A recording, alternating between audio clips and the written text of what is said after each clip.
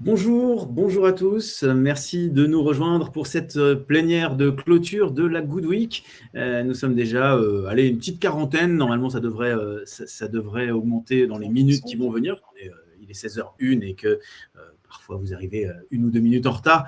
Je vais en profiter pour commencer pour vous remercier d'être là, pour vous dire que depuis près d'une semaine, toute l'équipe de Force for Good vous accompagne pour réfléchir à l'innovation au service du good, au service du secteur caritatif. Si vous avez suivi l'ensemble des conférences et des tables rondes, eh bien, vous avez pu toucher du doigt, grâce à nos différents intervenants sur toute la semaine, les grands enjeux qui nous attendent. Apprendre à gérer la fragmentation de la population, anticiper le renouvellement des générations, mettre en place des outils d'appel aux legs qui s'adressent à une cible plus jeune, structurer, parfois même professionnaliser la relation testateur, s'intéresser au rôle sociétal des entreprises et notamment des PME et des TPE et les emmener dans votre sillage, à vous.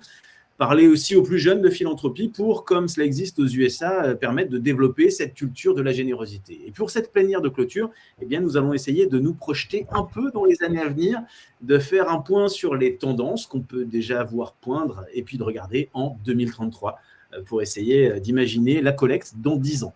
Alors, pour aborder ces sujets, vous le voyez, je ne suis pas tout seul, je suis en compagnie de Charlène Petit. Charlène, vous êtes diplômée en gestion philanthropique à l'Université de Montréal. Vous évoluez dans le secteur à but non lucratif depuis plus de 7 ans. Et puis, depuis 2019, vous vulgarisez la philanthropie à travers le podcast que vous devez absolument aller écouter, Philanthropio. Et puis, vous avez aussi fondé Facteur D, qui a pour mission de réveiller la marque en ligne des organismes à but non lucratif. Il y a aussi autour de la table Yaël Aferia. Vous êtes, Yaël, directrice de l'AFF, Association française des fundraisers, depuis 2006. C'est le réseau des professionnels du fundraising et du mécénat au service de l'intérêt général. Un réseau qui a pour vocation d'informer et de fédérer l'ensemble des acteurs de la collecte. Et puis, votre carrière vous a fait passer par la création de la banque alimentaire de l'ONG La Tête en Israël. Vous êtes passé par France Terre d'Asile, par le BICE. Et puis, vous êtes également l'initiatrice du mouvement Giving Tuesday. Et puis, enfin, en France. Pas dans le monde, en France. Merci, Grégoire. Mais c'est déjà bien. C'est déjà pas mal, oui. Et puis, Antoine Vaccaro, alors... pour ne pas prendre toute l'heure en présentation, je vais être assez succinct sur Antoine. Nos spectateurs vous connaissent, Antoine, mais je rappelle quand même que, brièvement, vous êtes le président de Force for Good. Vous êtes également le président du CERFI. Vous êtes un grand spécialiste de la philanthropie depuis des années. Vous avez d'ailleurs fondé l'AFF, que dirige aujourd'hui Yaël. Co-fondé. Le club du fundraiser. Et vous êtes aussi l'auteur de nombreuses publications sur le secteur. Alors, quelques petits rappels pour nos spectateurs. Ceux qui ont suivi toute la semaine savent comment fonctionne Livestorm. Certains peut-être nous rejoignent juste cet après-midi. Vous avez en bas à droite de votre écran plusieurs onglets. Vous avez un onglet sondage, un onglet questions et un onglet chat. L'onglet chat, c'est pour parler entre vous, faire du réseau, discuter. Si vous avez des questions à poser à nos intervenants, vous utilisez l'onglet questions parce que ça nous permettra de les voir plus facilement, ces questions. Et puis, l'onglet sondage, eh bien, il va nous permettre de vous poser à vous des questions sur lesquelles vous pourrez répondre tout au long de cette intervention. Je ne vais pas en dire plus parce qu'on a beaucoup de choses à dire. En peu de temps, on est ensemble pendant 1 heure et je vais donc laisser la parole à Antoine. Merci Grégoire, bonjour à toutes et à tous et merci de nous rejoindre pour cette séance de clôture d'une semaine qui a été effectivement très riche en interventions. Alors, le thème de cette séance de clôture est le futur de la philanthropie, de la générosité du fundraising et les mutations qui se dessinent à partir déjà des indicateurs que nous avons aujourd'hui. Alors moi, je vais faire une introduction un peu générale. Je laisserai Yaël nous parler de l'étude prospective qui a été menée par la FF et Charlène de nous parler un peu en transatlantique de ce qui se passe dans le secteur et comment le secteur évolue. Moi, je voudrais te donner quelques éléments de repère pour essayer de poser le débat sur ces nouvelles tendances peut-être ou les futures méga tendances du secteur. D'abord, vous rappelez simplement des chiffres et regardez ce qui s'est passé dans les 10 dernières années. On va faire 2 comparaisons qui sont difficilement comparables, États-Unis et France. Entre 2012 et 2022, la générosité américaine est passée de 316 milliards de dollars à 485 milliards de dollars. Donc une croissance de plus de 50% en l'espace de 10 ans. En France, on a une estimation, on est passé de 5,7 milliards à 8,5 milliards d'euros et on est dans une croissance d'une quarantaine de pourcents, 43%.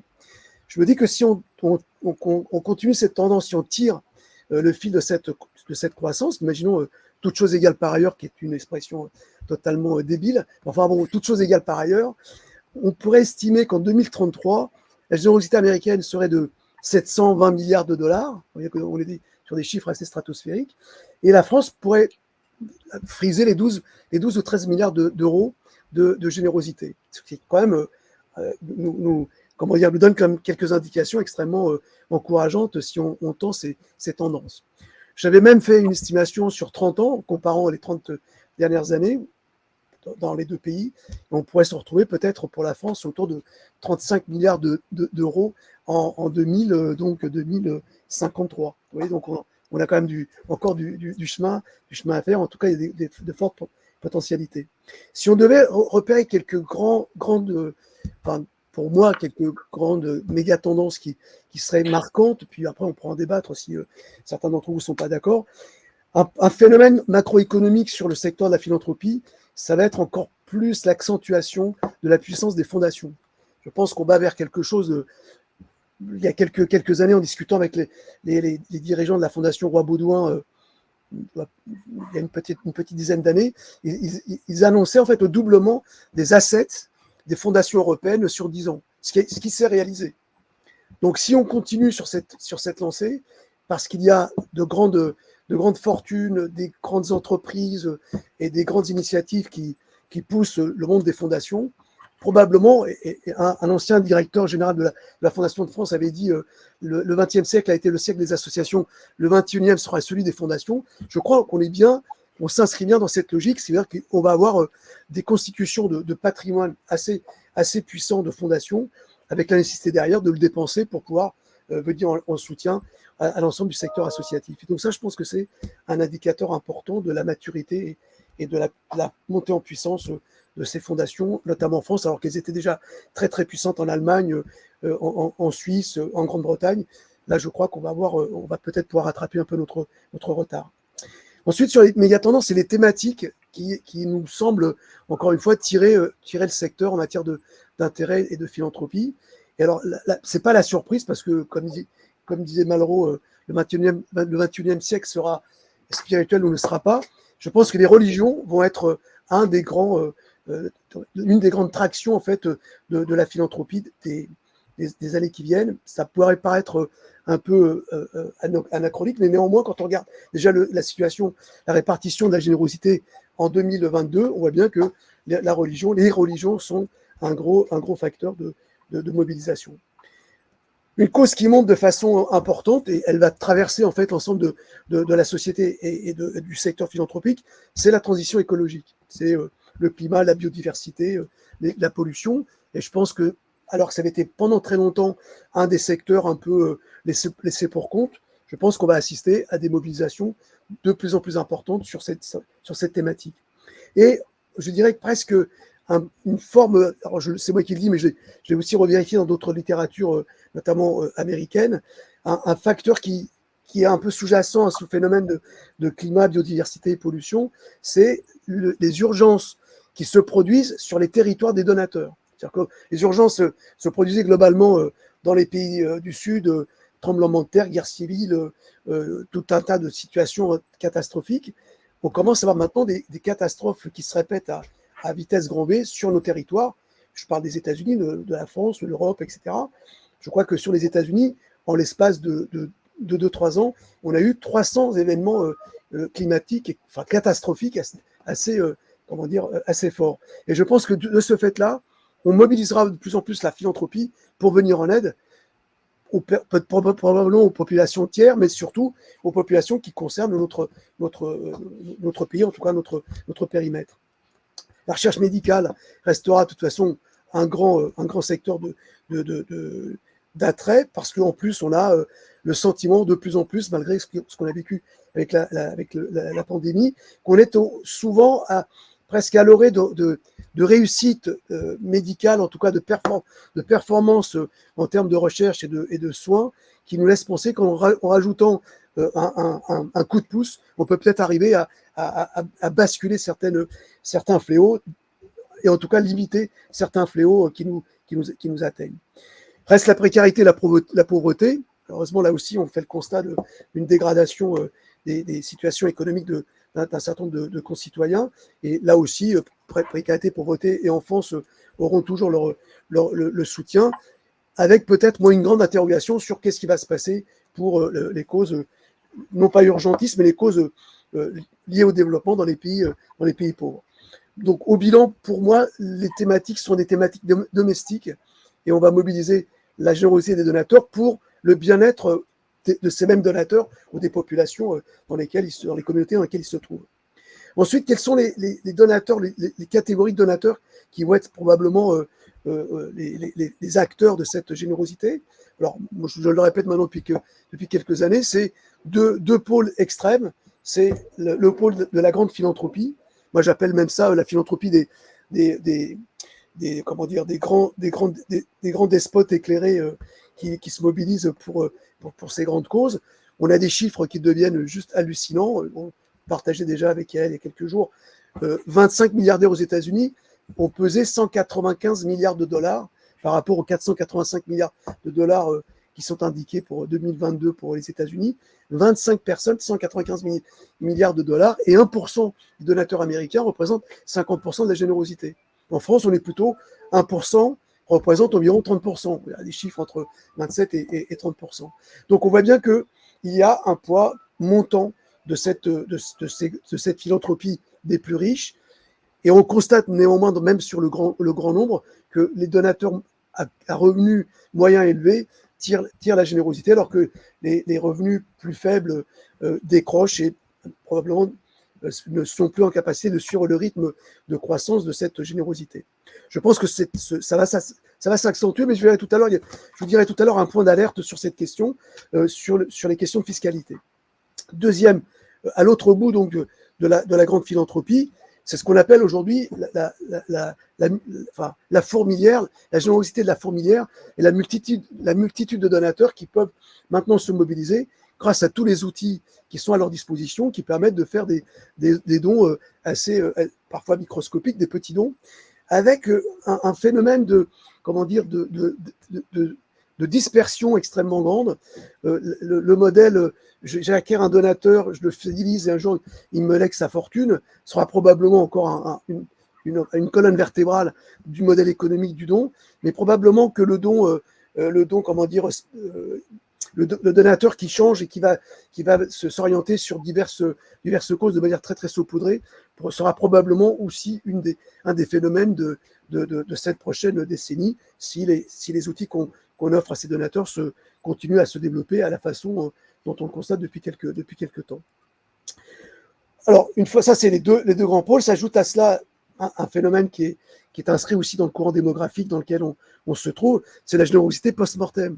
C'est-à-dire que le legs va être, pour toutes les raisons démographiques, culturelles, peut-être même demain fiscales, si on allège un peu plus la facilité pour un testateur de pouvoir retirer un peu de sa succession à ses héritiers, de voir en fait monter en puissance la générosité post-mortem. Et on voit bien quand on compare avec la Grande-Bretagne et les États-Unis, ce qui différencie aussi la puissance de la générosité de ces deux pays, la philanthropie de ces deux pays par rapport à la France ou au continent plus généralement européen, c'est la possibilité de déshériter ses héritiers. C'est-à-dire qu'aux États-Unis, on peut léguer toute sa fortune à qui on veut, et en tout cas à des fondations, en créant une fondation sans problématique.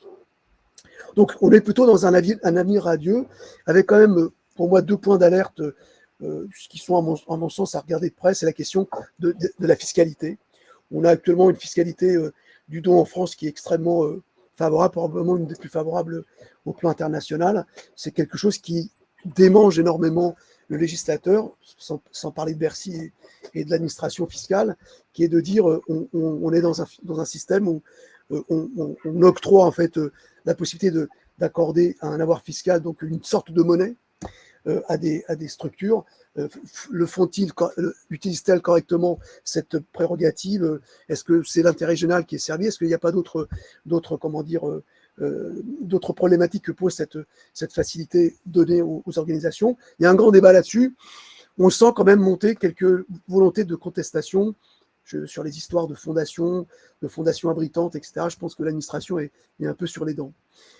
Et deuxième point d'alerte, c'est ces organisations qu'on appelle aussi les OSBL, organisations sans but lucratif, qui bénéficient d'une sorte d'aura extrêmement, positif, globalement assez favorable, sont scrutées et sont beaucoup observées du point de vue de leurs finances, de leur comptabilité, de leur transparence financière, etc. Mais elles ne manqueront pas d'être observées comme le sont toutes organisations aujourd'hui, que ce soit des entreprises, que ce soit des structures associatives, des fédérations, sur toutes les grands sujets de société qui traversent aussi notre monde, que sont les questions de MeToo, les questions de RSE, les questions de greenwashing, tous des sujets qui paraissent assez, lointains ou éloignés de ces organisations qui sont par essence les plus vertueuses. On a vu que dans d'autres vertus ont été un peu bousculées dans les derniers temps. Je crois que ça sera quelque chose qu'il faudra surveiller de près. Il faudra être capable d'affronter les vagues de critiques qui viendront du fait de ces investigations.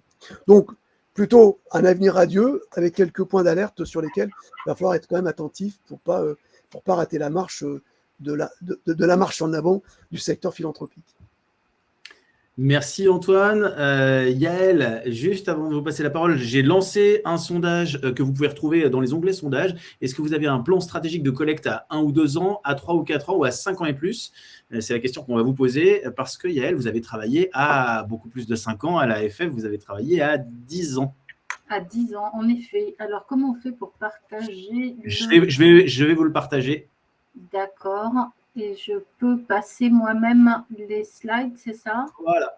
Avec mon... D'accord, comme ça, non. Ça vers la droite, sur l'image de la... Sur l'image même?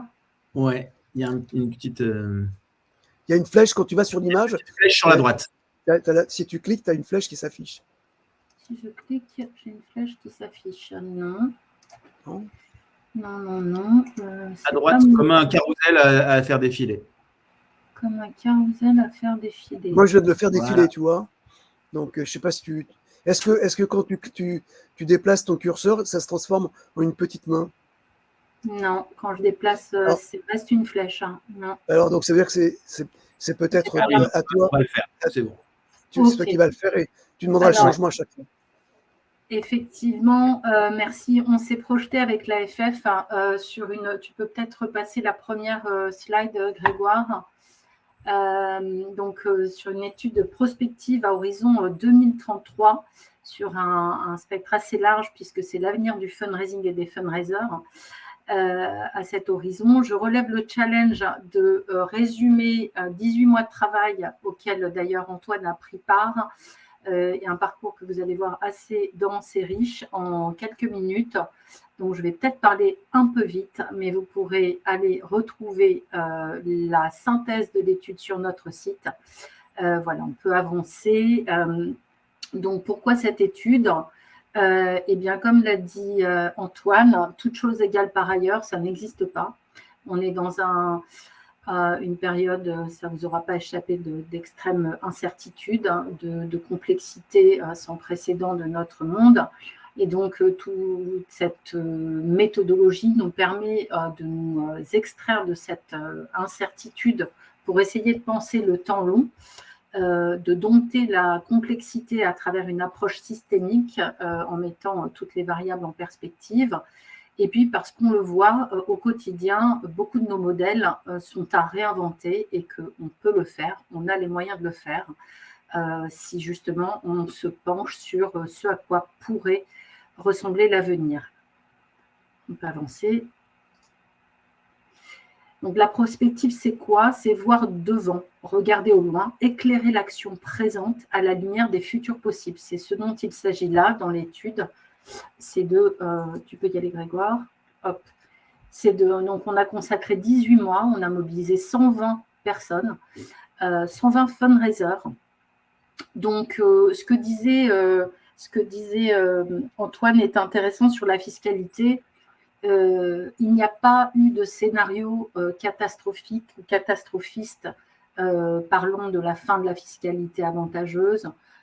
C'est le regard des fundraisers qui sont des gens plutôt optimistes, engagés, je le dirai plus loin, mais cette hypothèse-là de la fin de la fiscalité à la française n'a pas été envisagée.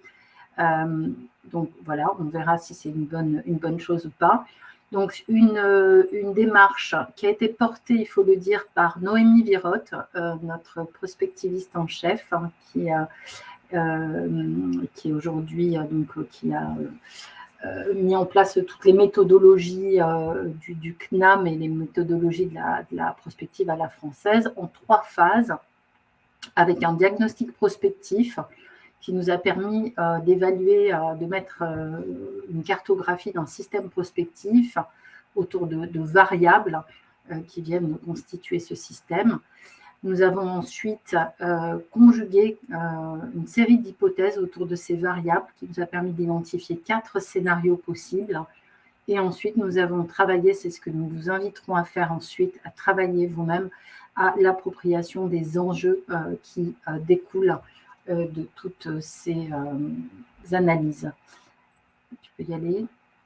Alors, ce système prospectif, vous le voyez ici, il est autour de 3 éléments, un cadran, 3 cadrans. L'environnement concurrentiel, l'environnement politique, la typologie des causes, telle que l'a analysé un peu Antoine là, le modèle de développement des structures collectrices. Ensuite, tout ce qui est engagement et générosité. Donc là, je vais faire un focus sur le comportement du donateur citoyen, mais on a aussi parlé de l'engagement des entreprises. Ensuite, on s'est intéressé aux organisations et à leurs outils, l'évolution des gouvernances, par exemple, comment vont-elles évoluer, le profil des fundraisers, les outils. Tu peux y aller, Grégoire. Alors, le comportement du consommateur, donateur, citoyen, on est parti du postulat que le don est le fruit d'un arbitrage, d'un reste à donner. On voit aujourd'hui avec les tensions sur le pouvoir d'achat, il est clair qu'il y a cette question qui se pose. On s'est également questionné sur l'influence de l'évolution du comportement de la consommation sur la générosité et l'engagement, la place du don dans la consommation, les évolutions des modalités de don des particuliers. Et un peu comme l'a fait Antoine, en prospectiviste en chef aussi, on a analysé hier, aujourd'hui et demain. Et demain, ça donne, Grégoire, 3 hypothèses pour le comportement du donateur, consommateur, donateur, citoyen pour demain. La première hypothèse, imprévisible et paradoxale. On est dans une générosité qui va être mêlée à notre consommation, donc une générosité sans y penser, avec les logiques de clic solidaire, une générosité de plus en plus influencée par les communautés, je pense que Charlène en parlera aussi, et dictée beaucoup par les mois de l'actualité, donc une certaine volatilité à laquelle Antoine faisait référence. Ensuite, une deuxième hypothèse avec des consommations autour d'un militantisme et d'une exigence. Et là, on voit un peu la substituabilité des pratiques entre la consommation responsable et une générosité qui serait aussi de plus en plus réfléchie et qui demanderait des preuves d'impact. Substituabilité des pratiques, ça veut dire qu'une fois que j'ai une consommation vertueuse, eh bien, je pense que j'ai fait mon devoir et c'est largement suffisant. Je n'irai pas donner forcément. Et si je donne, c'est vraiment avec un désir d'impact très important. Troisième hypothèse, là on est sur une logique de fragmentation de la société, avec des gens qui ont une frugalité choisie et d'autres une frugalité subie pour cause de pouvoir d'achat. Et il y aura d'une part, dans cette frugalité, un don d'engagement avec un fort tropisme sur les causes environnementales, et puis une frugalité subie avec des gens qui n'auront pas les moyens de donner, mais qui iront vers du don indolore, un peu comme dans l'hypothèse numéro 1. On peut avancer. Nos 4 scénarios à horizon 2033, je vais passer vite sur le premier scénario. Ça, je l'ai déjà un peu dit, mais c'est intéressant d'y revenir parce qu'il n'y a pas eu de volonté d'aller vers des choses qui soient très disruptives ou négatives, ou parler de la fiscalité. Est-ce que c'est un optimisme béat? Est-ce que c'est simplement le reflet d'un engagement et d'une croyance forte en nos métiers, en peut-être le caractère un peu inépuisable de la générosité qui serait un des fondamentaux humains? On serait peut-être des rousseauistes, ou mais en tout cas une conviction profonde qu'on fait un métier à part. On n'a pas envisagé de rupture totale potentielle, et on a donc quatre scénarios avec une probabilité d'occurrence chacun assez forte. Ça veut dire que ça reflète quand même une incertitude majeure.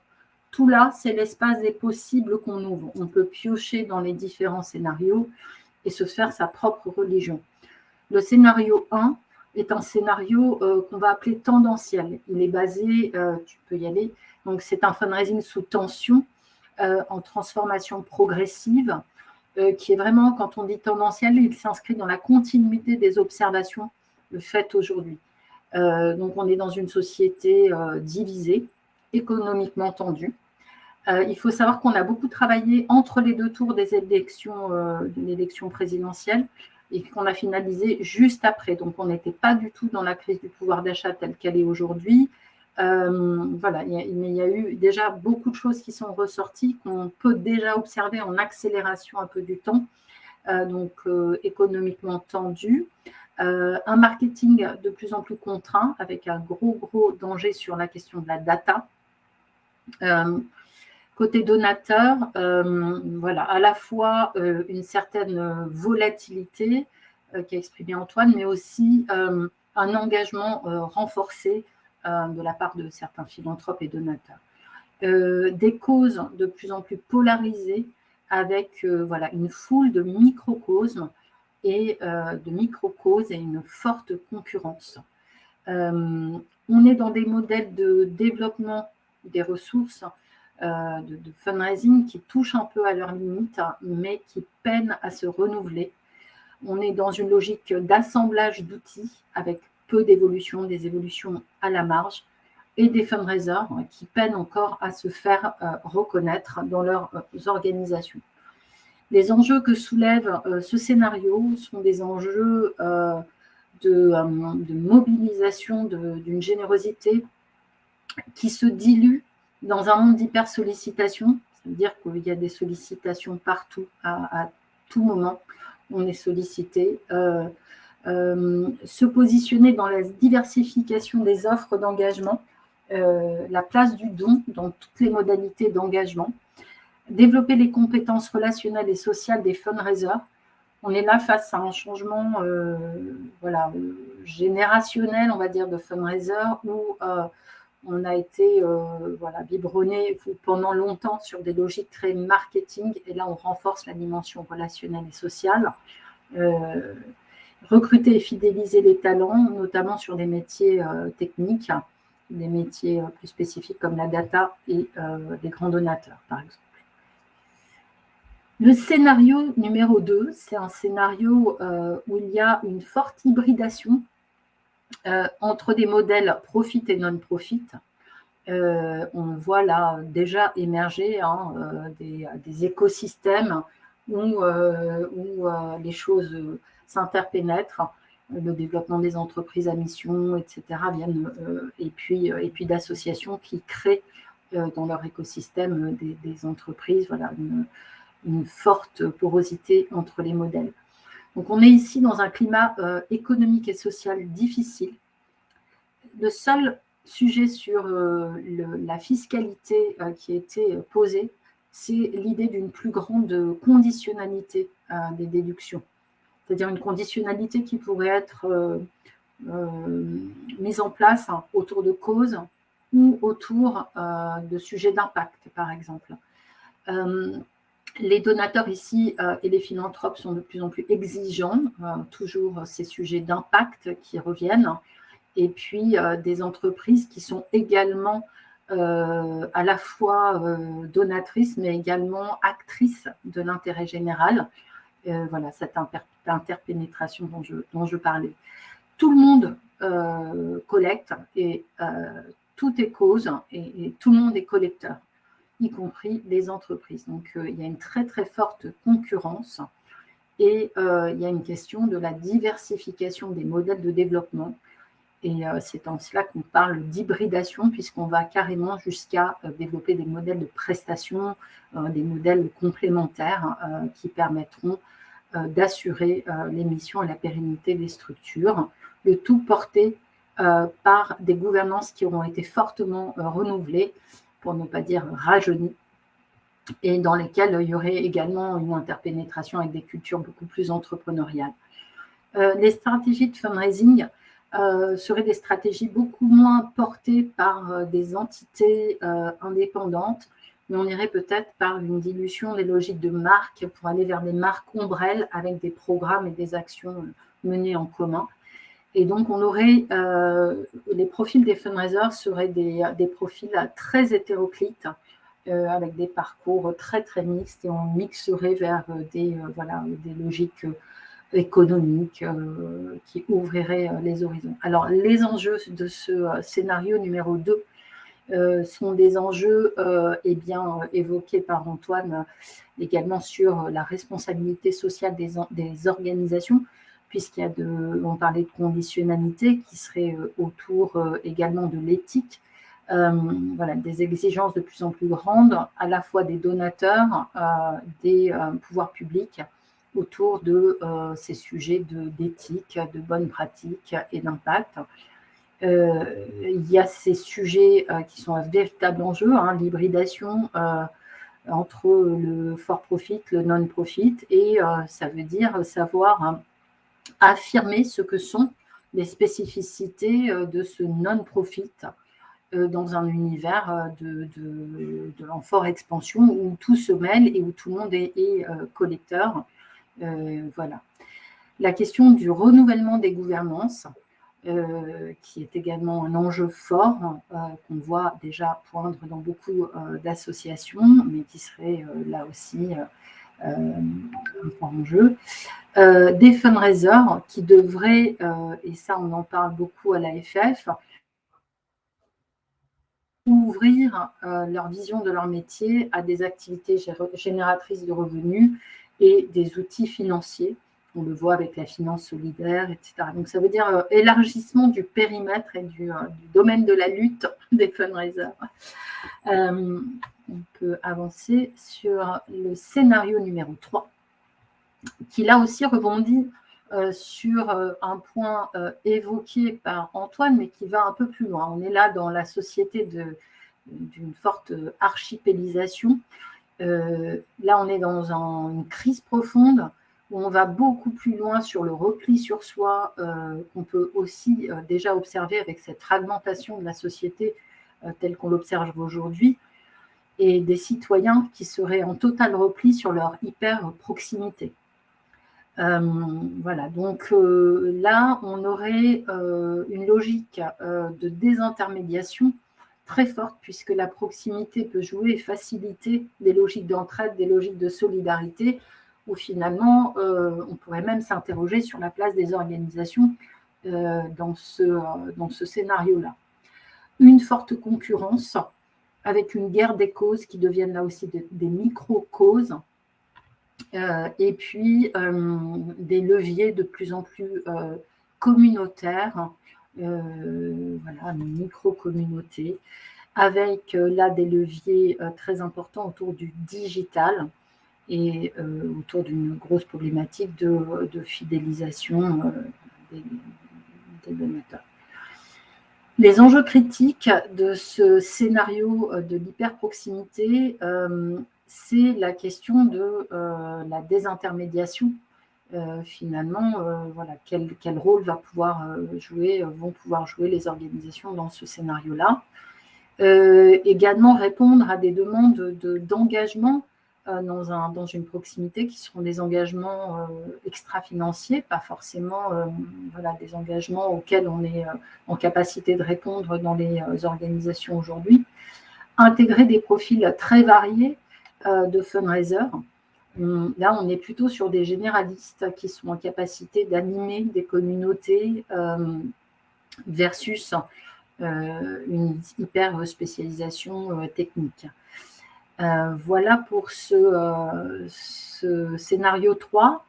Et le scénario 4, qui est là un scénario, tu peux revenir,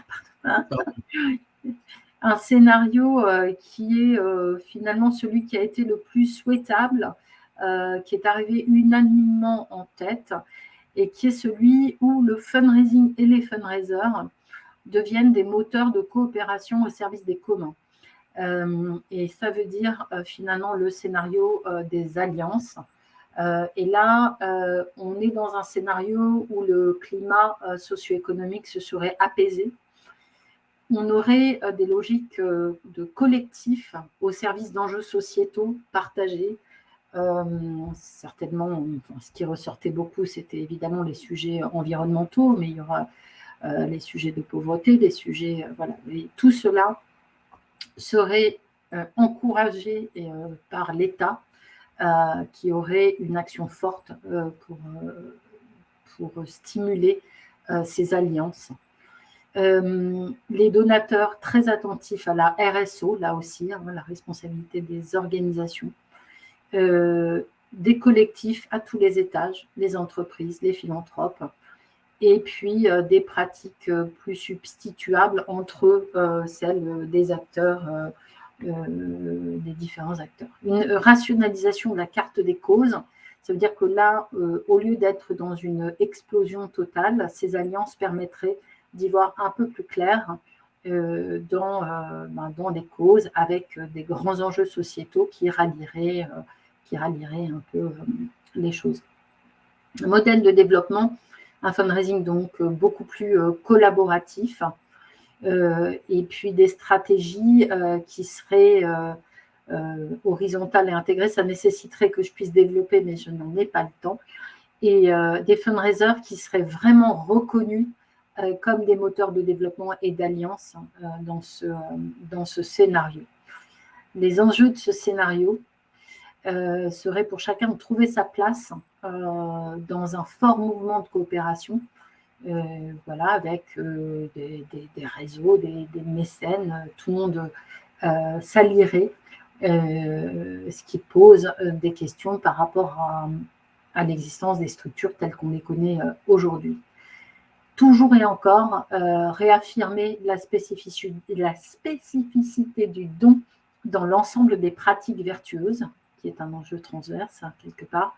Mettre concrètement en œuvre une gouvernance qui serait collaborative autour des sujets de fundraising, de développement des ressources, les compétences digitales et l'animation des communautés qui seraient extrêmement importantes et à renforcer.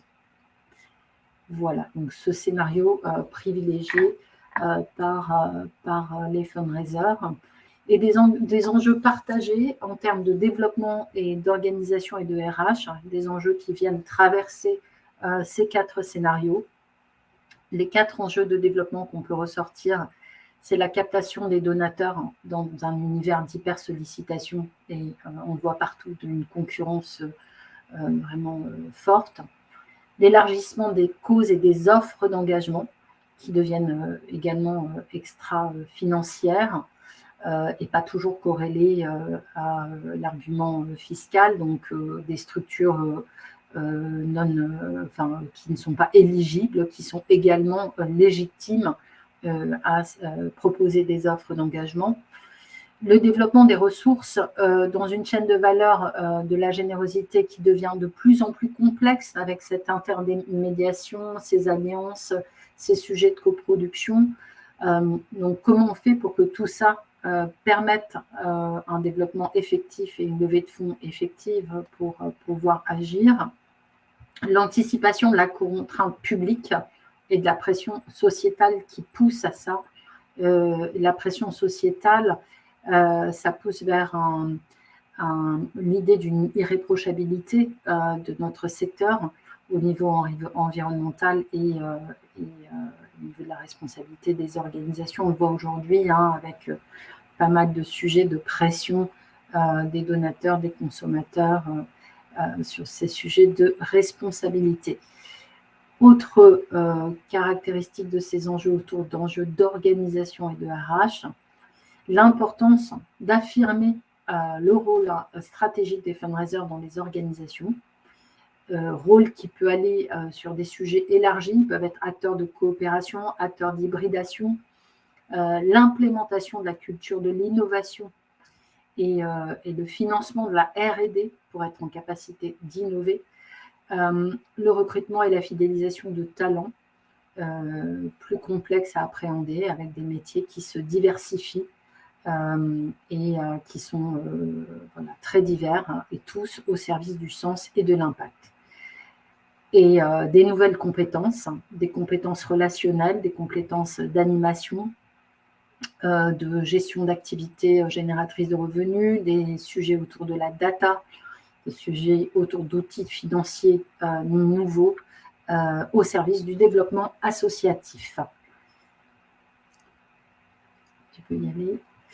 La question aujourd'hui, c'est qu'est-ce qu'on fait de tout ça ? Vous aurez la possibilité d'aller, si vous n'êtes pas adhérent, vous avez accès à une synthèse de l'étude sur notre site. Et si vous êtes adhérent, vous avez pu recevoir d'ores et déjà une version complète de l'étude. Cette étude, on ne l'a pas réalisée pour qu'elle dorme sur les étagères. On l'a réalisée pour qu'elle devienne un outil de travail pour vous, fundraisers, dans vos équipes au quotidien. L'idée, ce n'est pas de savoir si on a eu tort ou raison sur les différents scénarios. Les possibles sont multiples. Encore une fois, aujourd'hui, le toute chose égale par ailleurs n'existera plus et peu de choses sont prévisibles. L'idée, c'est que tous, vous puissiez infléchir vos stratégies au regard de ces futurs possibles, de faire votre choix, de regarder quels sont les enjeux qui vous semblent prioritaires par rapport à votre organisation, à votre métier, à vos stratégies, et de pouvoir mettre en place des actions concrètes. Certains fundraisers ont déjà commencé à faire tourner l'étude dans leur équipe et on fait des réunions pour s'interpeller sur « tiens, moi, ça a attiré mon attention, voilà ce qu'on pourrait faire à ce niveau-là ». Qu'est-ce que ça veut dire cette logique d'hyper-proximité ? On est loin du terrain, comment on peut faire pour y aller un peu plus ? Voilà, donc utilisez-le comme un outil de travail. Et puis, on va alimenter, nous, des labs prospectifs dans différents temps de notre programmation. Ça va être quelque chose qui va être suivi dans le temps. Et peut-être qu'on peut se donner rendez-vous sur la place des grands hommes en 2033, par exemple. Voilà, merci à tous. Merci Yael, ça répond d'ailleurs à une question que je mets là en exergue, où est-ce qu'on peut retrouver en intégralité le PowerPoint présenté par l'AFF. Donc vous venez d'y répondre, vous allez sur le site des fundraisers, vous n'aurez pas l'intégralité. Si vous êtes adhérent, vous avez eu l'intégralité, et si vous n'êtes pas adhérent, eh bien vous pouvez avoir une synthèse. Charlène, juste avant de vous donner la parole, le résultat du sondage, vous êtes majoritairement à avoir un plan stratégique de collecte à 2 ans, donc c'est assez court puisqu'on parlait de 10 ans là avec Yael. 2 ans, c'est la majorité. On passe de l'autre côté de l'Atlantique pour rejoindre Charlène et pour savoir ce qui se passe réellement, quelles sont les tendances qu'on voit émerger. Bonjour à tous. Tout d'abord, ça me fait très plaisir d'être avec vous aujourd'hui. Étant donné qu'il est déjà 10h45, je vais essayer de mettre le turbo pour vous parler de 3 tendances qui marquent le début des années 2020 selon moi. Donc, on va rentrer tout de suite dans le vif du sujet. Toutes les initiatives dont je vais vous parler, vous retrouverez les liens dans le chat au fur et à mesure de la présentation. Donc, n'hésitez pas à y jeter un petit coup d'œil. Alors, une première tendance selon moi, c'est une philanthropie plus participative et collaborative. Avec à l'intérieur de ça une philanthropie inclusive qui implique par exemple dans les processus décisionnels des membres des communautés desservies ou qui rejoint des publics un peu plus éloignés de la philanthropie institutionnelle. comme par exemple les membres des communautés racisées. Et ça, c'est d'autant plus vrai outre-Atlantique et en particulier au Canada, qui est une terre d'immigration, où on s'aperçoit que ces communautés elles sont à la fois très généreuses envers leur diaspora, mais aussi envers leur société d'accueil, à condition de les solliciter, bien sûr. Il y a eu un sondage dernièrement produit par Imagine Canada qui a révélé que 39% des personnes issues de ces communautés soutiendraient plus d'organismes si on les sollicitait et 39% aimeraient en soutenir davantage mais ne savent pas comment. Donc c'est vraiment l'avenir de la générosité ici au Canada. Ensuite, je parlerai d'une philanthropie plus citoyenne et communautaire. Donc là, c'est vraiment donner part avec la communauté qui représente le futur de la philanthropie.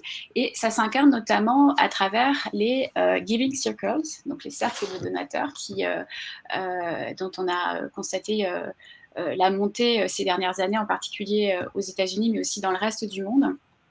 Et qui réunissent finalement des donateurs qui partagent les mêmes valeurs, qui décident ensemble où vont leurs dons.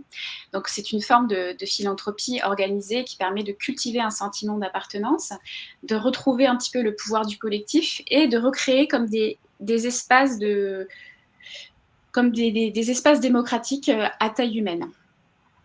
D'autres exemples que vous connaissez tous, le The Event et là plus récemment le Podcaston, qui est le premier événement caritatif qui mobilise la communauté des podcasteurs et auquel j'aurai vraiment le bonheur de participer en mars prochain. Donc ça, c'est pour une philanthropie qui est plus participative, plus collaborative. Une deuxième tendance, selon moi, c'est une générosité qui est plus fragmentée, plus créative, plus disruptive. Donc ça rejoint évidemment ce dont a parlé Yael précédemment, mais on voit apparaître de nouveaux tiers de confiance, comme les sociétés à mission, qui mettent sur pied de nouveaux modèles philanthropiques. Donc là, je vais vous citer un certain nombre d'initiatives dont vous avez peut-être entendu parler, mais qui, selon moi, peuvent être catégorisées avec une première catégorie, c'est le passage à la philanthropie grâce au multidon. Donc il y a une initiative en Belgique qui s'appelle Better, qui propose un abonnement solidaire à partir de 5 € par mois et qui s'adresse spécifiquement aux néo-donateurs, qui ont envie de faire leur part dans la société, mais qui ne savent pas nécessairement vers quelle organisation se tourner. On a parlé de l'hyper-sollicitation, mais donc ça vient aussi avec l'hyper-choix du côté des donateurs. Et donc, c'est une philanthropie qui fluctue en fonction de l'actualité politique et économique. Puisque, par exemple, la plateforme a constaté en 2022 des bons autour de la philanthropie, autour du soutien, par exemple, aux réfugiés au moment du déclenchement de la guerre en Ukraine, ou autour de la pauvreté comme un axe prioritaire au moment de l'arrivée de l'inflation à l'automne dernier. Deuxième catégorie, au sein de cette générosité plus fragmentée et créative et disruptive, le déblocage de nouvelles poches financières au profit des associations. Je vais vous citer 2 exemples. Le premier, c'est Captain Cause, encore une société à mission qui a été créée l'année dernière et qui s'attelle à convertir des budgets publicitaires et marketing en multidons au sein des entreprises à travers un mécanisme de mécénat participatif avec les employés. C'est-à-dire qu'au lieu de dédier une portion du budget, par exemple, à l'achat de goodies pour les employés ou les fournisseurs, les clients, les partenaires, cette somme-là est convertie en multidons qui sont redistribués donc soit aux clients, soit aux employés, et qui choisissent individuellement à quelle association va aller ce don. Si ça vous intéresse de creuser, je vous invite à écouter à Philanthropio, qui a consacré un épisode à Captain Cause. Une deuxième initiative plutôt dans le secteur financier, ou plutôt du capital investissement, Feature, qui a été lancé par Raise Sherpa en septembre dernier, c'est tout récent, qui est le premier fonds d'investissement tech qui met les mécanismes du capital investissement au service de l'intérêt général, en reversant à des associations 100% du retour sur investissement injecté dans des startups en phase d'amorçage. Donc là, on voit apparaître une nouvelle une nouvelle catégorie de donateurs investisseurs. Troisième catégorie, l'émergence du don de données personnelles à des fins philanthropiques. Alors, deux initiatives pour l'illustrer. La première qui est Don de Chaleur, encore une entreprise à mission, qui a été créée en mai dernier et qui a pour mission de changer notre rapport à la consommation d'énergie et qui est à l'origine d'une initiative qui est en fait un défi solidaire qui permet d'économiser des kilowattheures soit par des particuliers ou soit par des entreprises, qui ensuite bénéficieront, ces économies seront donc converties en dons, qui bénéficieront à des projets associatifs de lutte contre la précarité énergétique. Et donc, pour calculer ces économies d'énergie, bien évidemment, Don de Chaleur se connecte à votre compte électrique ou de gaz. Deuxième initiative, le Donation as a Service développé par l'entreprise Charityps, qui ambitionne d'être à la philanthropie d'entreprise ce que Stripe est au paiement. Et donc, il travaille actuellement sur un cas d'usage avec le journal 20 minutes, qui est désormais 100% digital. Alors, évidemment, 100% de leurs revenus proviennent de publicité en ligne. Mais le problème, c'est qu'avec la RGPD et les ad blockers, ils perdent une grosse partie de ces revenus. Donc, ils sont coincés entre, d'un côté, respecter le choix des utilisateurs et de l'autre, survivre économiquement. Donc, la solution qui a été trouvée et qui est en cours de développement, c'est de proposer finalement au navigateur, en fait, il y a une fenêtre pop-up qui s'ouvre et qui dit à l'internaute, si tu acceptes les cookies ou si tu acceptes de nous mettre dans ta liste blanche, nous, on s'engage à reverser 20% des revenus générés par ton parcours publicitaire à l'association de ton choix et tu l'as choisi maintenant. Donc voilà, ça c'est deux exemples de philanthropie par les données. Troisième tendance, qui est, on va dire, un triptyque qu'on pourrait appeler le New Deal du secteur, c'est ce qu'on appelle le Donor Experience Design, l'intelligence artificielle et le digital. Voilà, donc ça, c'est vraiment les trois composantes. Du côté du Donor Experience Design, selon moi, c'est ce qui va devenir vraiment de plus en plus important. Donc, sur le Customer Experience Design. Donc, ça incarne tout ce que les associations devront déployer, plus de moyens pour entretenir la relation, plus d'anticipation, plus d'innovation. Donc, l'expérience du don, telle qu'on l'a toujours connue, est en train de petit à petit d'être dépassée à l'ère du numérique et cette obsolescence risque de s'accentuer avec l'arrivée des nouvelles générations de donateurs. Donc, les maîtres mots, ça va être vraiment la constance, l'attention, la réactivité et l'engagement dans l'approfondissement de la relation avec ses donateurs. Constance, attention, réactivité, engagement. Ça, c'est l'acronyme de CARE. Donc, comment prendre soin de ses donateurs. Avec pour résultat un passage à l'action qui va être plus rapide, plus de rétention, enfin plus de récurrence, si vous avez correctement démontré votre proposition de valeur et un engagement du donateur plus important. Comment ne pas parler de la montée de l'IA et de son impact sur le secteur? Évidemment, donc, ce Donor Experience Design pourra être aidé par l'automatisation et l'intelligence artificielle dans cette recherche de personnalisation, voire d'hyper-personnalisation en fonction des centres d'intérêt, en fonction des comportements. L'IA permettra d'aller plus loin d'aller plus loin que la segmentation traditionnelle, tout simplement, de réagir en temps réel ou encore de déclencher des versions individualisées mais à grande échelle. Par exemple, une nouvelle version de votre site web pour chaque visiteur, ce qui est impossible à faire manuellement. Et ce temps gagné en production va pouvoir être déployé, investi en temps de création ou en temps d'itération. Alors, quoi qu'on en pense, l'intelligence artificielle est en train de bouleverser tous les secteurs d'activité et son ampleur, l'ampleur de la révolution artificielle est comparée à celle de la révolution Internet. Donc, évidemment, il faut s'y intéresser. Et puis, le passage de l'audience à la communauté, qui est un petit peu le trend topic du moment. Donc, la différence entre les deux, c'est l'engagement, le fait que les gens alimentent des conversations en continu sans vous, le fait qu'il y ait un sentiment d'appartenance également qui est plus fort au sein des communautés. Là où les audiences se mesurent en likes, en impressions, en nombre de vues, les communautés, elles reposent plus sur des notions de confiance et d'affinité. Alors, ça me permet de transitionner vers un autre point dont je voulais vous parler, et qui est les promesses de la génération Z, une génération qui justement accorde beaucoup d'importance à la vie en tribu et à la confiance interpersonnelle. C'est une génération qui est extrêmement engagée, profondément sociale. Il y a 2 études récentes qui l'illustrent. En octobre dernier, il y a eu le sondage IFOP pour la Fondation de France sur les jeunes et l'engagement. Et plus récemment, la première édition du baromètre de l'engagement citoyen et solidaire par Eloasso et Opinionway, qui a révélé notamment que 81% des 18-24 ans et 69% des 25-34 ans prennent part à des actions collectives sur des thématiques bien spécifiques comme l'environnement, la lutte contre le racisme ou la défense du droit des femmes. Donc, ce qu'on voit, c'est que faute de capital disponible, ces jeunes ont de la portée. Leur engagement, il est militant, ils visent des changements systémiques.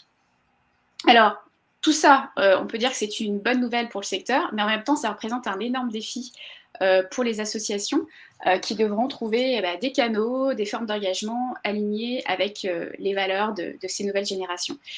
Et pour conclure, j'aimerais soulever 2 défis qui, selon moi, se présentent à nous.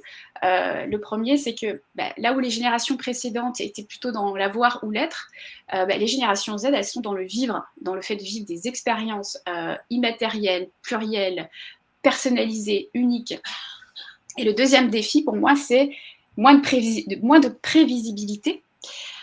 La génération du anytime, anywhere, any device, qui symbolise la possibilité de se connecter en permanence, en tout temps, de partout, elle est aussi capable de déconnexion. Et je vous invite à prendre connaissance d'un phénomène encore marginal, mais qui nous vient des États-Unis, comme souvent, et qui s'appelle le log-off movement, dont la mission est d'inviter les adolescents à se déconnecter. En France, on a vu des initiatives similaires voir le jour, comme la semaine annuelle du Big Log Off, qui a été créée au lycée international de Saint-Germain-en-Laye. Voilà, donc pour conclure, la grosse conclusion, et qui englobe tout ce qui a été dit auparavant, c'est que ultimement, le grand défi des associations dans les prochaines années, ça va être justement de naviguer dans la complexité, l'impermanence, à l'intersection des mondes virtuels et réels, à la fois sur du temps court et du temps long. Voilà, ça conclut ce que je voulais vous raconter dans cette présentation.